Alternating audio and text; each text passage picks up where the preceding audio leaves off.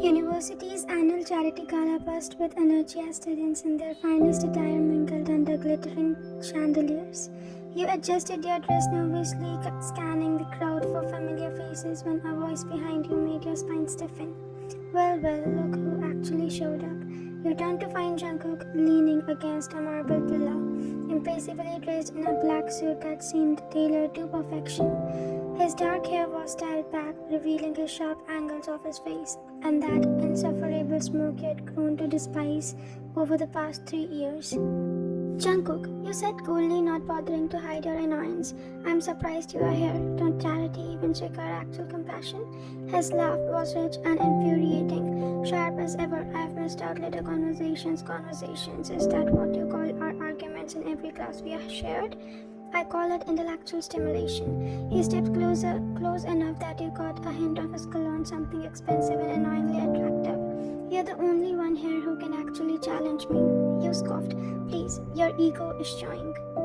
My ego? He raised an eyebrow, says a person who stopped every curve of profession Kem's class just to stay 1 point ahead of me. He'd crept up to your neck. He wasn't wrong, but you'd never admitted it. I study hard, maybe you should try it sometime instead of relying on charm. Oh, you think I'm charming. The smoke widened. I think you're insufferable. Same thing really.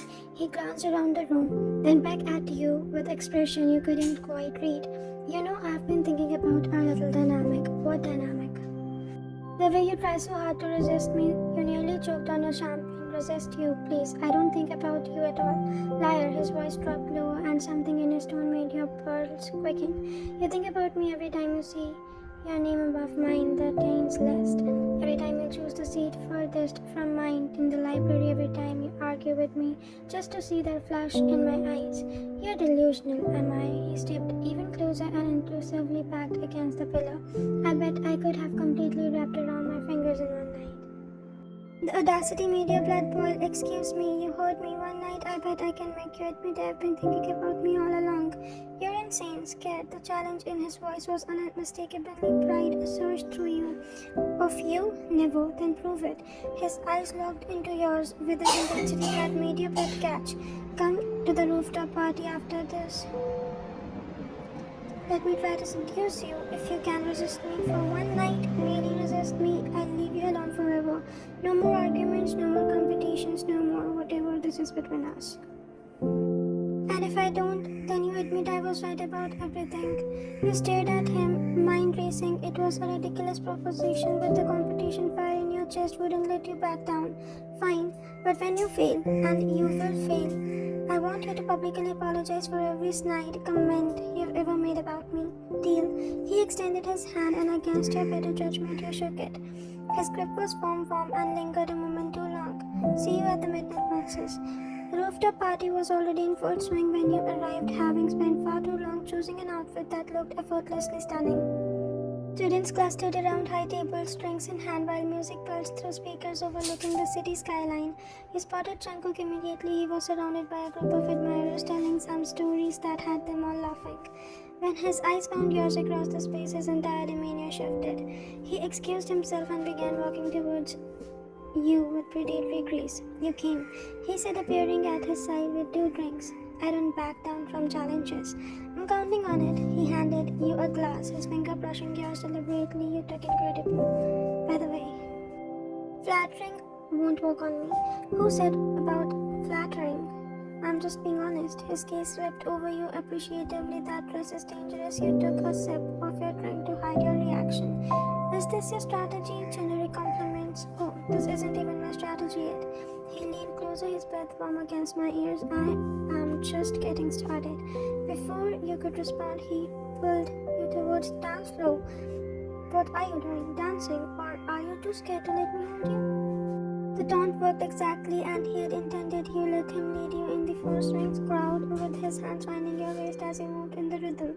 He was excellent dancer, confident and smooth, and you hated how natural it felt to follow his lead. You're tense, he murmured, his lips close to your ears. I'm focused on what? On winning. His laugh vibrated through his chest, and you felt it where your hand rested against him. You know what I love about you? You're not doing this You never make anything easy. Every conversation is a battle, every interaction is a challenge. His hand slid to the small of your back, pulling you closer. Most people just agree with me or try to tease me. But you fight me on every single thing. Because you're usually wrong. I'm wrong about this, about us. You looked up at him, struck by the insincerity in his expression. For a moment, the facade slipped and you saw something vulnerable underneath. There is no us, isn't there? His thumb traced a small circle on your back. Then why is your heart racing? Because I'm angry, tired. The song ended, but neither of you moved to separate. The tension between you was palpable, electric, and realized with growing alarm that you were enjoying this more than you should. Need some air? You said, stepping back abruptly, running away. Getting space. You made your way to the edge of the rooftop, gripping the railing. As you stared out at the city lights, the cool air was feeling good against your flushed skin, and you took several deep breaths, trying to center yourself. You're okay? His voice was softer now, genuinely concerned. Fine, he came to stand beside you close enough that could feel his warmth.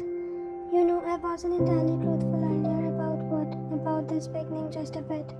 He was quiet for a moment. I've been thinking about you for longer than I care to admit.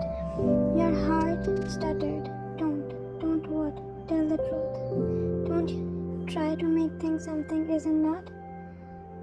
What is it then? He turned to face you fully, because from where I'm standing it feels like we've been dancing around sometimes and something for years. We have been competing, same thing.